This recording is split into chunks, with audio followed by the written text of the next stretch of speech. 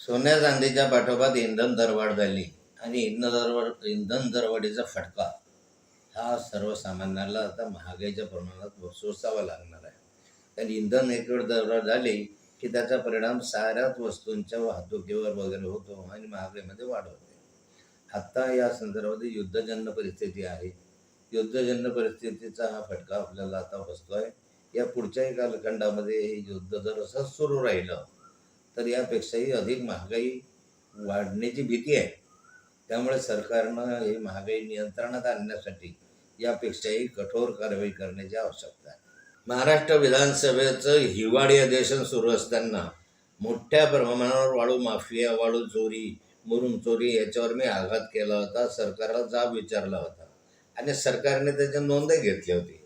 आणि जवळपास 1.5 महिना या संपूर्ण परिसरामध्ये म्हणजे रावे एरियावर, मुक्ताई नगर, भोजवड वगैरे या परिसर, भुसावळ या परिसरामध्ये 2 नंबरचे धंदे जवळपास 90% बंद करण्यात आले होते. वाळू तर बंदच झाले होते.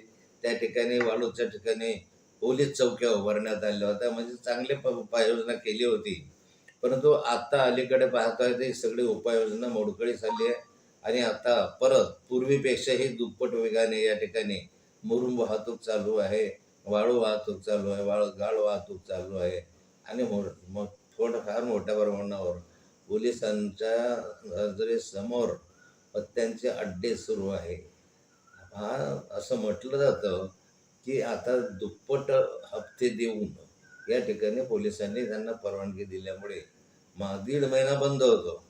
कोण बंद होतं, जवळपास 90% बंद होतं आणि आता त्याचं दुप्पट वेगानं सुरू आहे. याचा अर्थ काय, हप्ते दुप्पट झाले.